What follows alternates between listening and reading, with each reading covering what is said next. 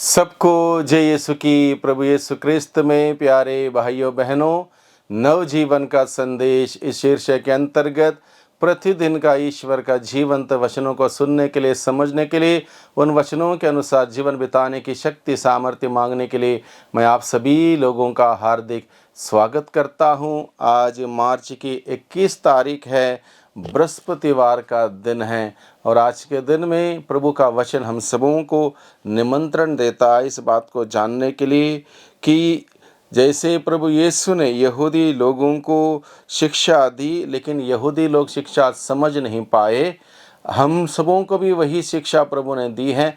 हम इसको समझने की चेष्टा करें, अपनाने की चेष्टा करें और उस शिक्षा के अनुसार जीवन व्यतीत करने की कोशिश करें, प्रयास करें, क्योंकि प्रभु की शिक्षा ही हम सबों के लिए जीवन है और हम सबों को बहुतायत का जीवन देता है। इसलिए प्रभु की शिक्षा से शिक्षित जो होता है वो हमेशा सफल होता है। इस बात को हम लोग आज के दिन में समझने की चेष्टा करें। आज के वचनों के द्वारा हम सबों को सिखाया गया, यहूदी लोग प्रभु को और उसकी शिक्षा को समझ नहीं पाए। यहूदी लोग प्रभु यीशु मसीह अपने ही लोगों को समझाना चाहते थे, शिक्षित करना चाहते थे, प्रभु के मूल्य सिद्धांत बताना चाहते थे और प्रभु ने बखूबी प्रयास किया।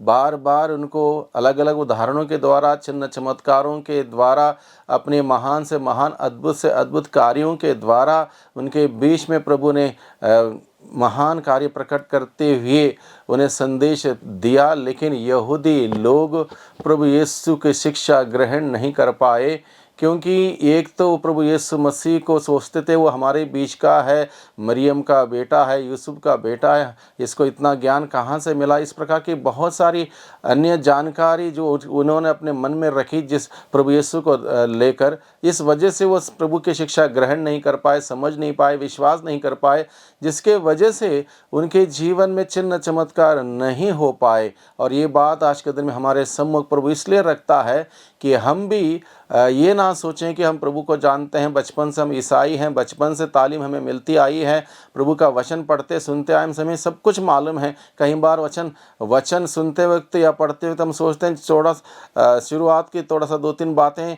2-3 वाक्य हमने पढ़ लिया, सुन लिया, उसके बाद अपने माइंड को, अपने दिमाग को हम कमांड देते हैं, मुझे मालूम है, मैं जानता हूँ। तो इस प्रकार से प्रभु हम सबों से क्या कहना चाहता है हर दिन अपने वचन के द्वारा, उस बात को हम ग्रहण नहीं कर पाते। यही कमी थी यहूदी लोगों के बीच में, इसलिए उनके जीवन में प्रभु की आशीष नहीं आई। अगर हम भी ऐसा ही करेंगे, यहूदी लोगों के भांति अपने मन को, अपने दिल को कठोर बनाएंगे, तो हमारे जीवन में प्रभु की आशीष नहीं आ सकती। इसलिए इस बात से हम सचेत रहें, सावधान रहें, प्रभु की शिक्षा हम ग्रहण करें। जो प्रभु की शिक्षा से शिक्षित होता है वह व्यक्ति हमेशा सफल होगा। प्रभु की शिक्षा कठिन ज़रूर है, लेकिन जो इसको अपनाएगा, स्वीकार करेगा, उसके अनुसार जिएगा, वह व्यक्ति सफल होगा। उसकी कोई तुलना नहीं हो सकती। इतना ऊंचा उठाएगा प्रभु उस व्यक्ति को, क्योंकि प्रभु की शिक्षा आत्मा और जीवन है और बहुतायत का जीवन लोग पाएंगे अगर प्रभु की शिक्षा ग्रहण करेंगे। दूसरी बात आज के दिन में हम सबों के लिए मनन चिंतन करने के लिए दी गई है, प्रभु की शिक्षा जीवन प्रदान करती है।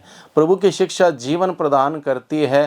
प्रभु का वचन बार बार हमें अलग अलग प्रसंग में बताता है। प्रभु का वचन ही जीवन है और आत्मा में, और उसमें जीवन है, शक्ति है, सामर्थ्य है। जितना हम सुनेंगे, जितना ग्रहण करेंगे, जितना हम उसका अनुसरण करेंगे, अपने जीवन में लागू करेंगे, उतना जीवन, उतना आनंद, उतनी खुशियाँ हम सबों को मिलती रहेंगी। हम हर प्रकार के बुराई से दूर रह पाएंगे। शुद्धता हमें मिल जाएगी, पश्चाताप का वरदान मिलेगा, पापों से दूर रहने की कृपा मिलेगी, तब जाके हम उस जीवन में हम बढ़ते जाएंगे। तीसरी बात हम सबों का आज के दिन में मनन चिंतन करने के लिए दी गई है। आज लोगों के पास ईश्वर का वचन सुनने के लिए, समझने के लिए टाइम नहीं है। लोग बिजी हैं, सुबह से लेकर शाम तक, शाम से लेकर सुबह तक, रात और दिन भाग दौड़ में हम सभी लगे हुए हैं। लोगों के पास टाइम नहीं है। यहाँ पर टाइम नहीं है मतलब किस बात के लिए टाइम नहीं है? लोगों के पास घूमने फिरने के लिए टाइम है, मोबाइल में घंटों भर व्यस्त रहने के लिए टाइम है, मीडिया के द्वारा अनेक बातों में व्यस्त रहने के लिए टाइम है, अपने पिकनिक जाने के लिए टाइम है, अपने कपड़े धोने के लिए टाइम है, अपने मनोरंजन करने के लिए टाइम है, अपने हर प्रकार की ख्वाहिशें पूरी करने के लिए लोगों के पास टाइम है। प्रार्थना की बारी आती है या आराधना में जाना है या फिर किसी प्रकार का विशेष आध्यात्मिक प्रोग्राम है उसमें जाना हो तो टाइम नहीं है। इतवार के दिन मिस्सा में जाना हो टाइम नहीं है, क्योंकि बहुत सारे अन्य कामकाजों को हम फिक्स कर लेते हैं। इसलिए आज के दिन में लोगों के पास टाइम नहीं है। इस बात पर हमें विचार करने की ज़रूरत है। अगर प्रभु के पास नहीं जाने के लिए, मिस्सा में नहीं जाने के लिए, प्रार्थना में नहीं जाने के लिए 1000 बहाने हम लोग 1 मिनट में तय कर सकते हैं, तो हमारे पास ऐसा विकल्प भी हो सकता है 1 मिनट में 1000 और कारण हम ढूंढ सकते हैं जिसके वजह से हमें प्रभु के पास जाना है, प्रार्थना में जाना है, संस्कारों को ग्रहण करना, ये भी हम तय कर सकते हैं। यानी कि हम सबों पर निर्भर है। लेकिन परिवेश आज के दिन में ऐसा हो चुका है जहां लोग सोचते हैं कि टाइम नहीं है। ये केवल सोच है, हकीकत में ऐसा नहीं है। हकीकत में टाइम पहले भी उतना ही था। दिन का 24 घंटे थे, आज भी दिन का 24 घंटे हैं। आज जबकि बहुत सारी सुविधाएं, इसलिए सुविधाएं जितनी बढ़ गई हैं उतनी हमें प्रभु के नज़दीक जाने के मार्ग भी खुलने चाहिए। वो हमने अपना दिल बंद कर रखा है, इसलिए हमारे पास टाइम नहीं। इसलिए इस बात पर हमें विचार करने की ज़रूरत है, प्रभु से प्रार्थना करने की ज़रूरत है। प्रभु मेरे दिल द्वार को खोल दे, मेरे विश्वास को जगा दे, जिससे कि मैं तेरी खोज करता रहूं और तुझे पाकर प्राप्त करते हुए आनंद मनाओ। ऐसी दुआ हम करें ताकि हम सबों का दिल खुल जाए। प्रभु के लिए अपने दिल में प्रथम स्थान दें, प्राथमिकता दें प्रभु के लिए, और प्रभु हम सबों को ऊपर उठाएगा, ऊंचा उठाएगा।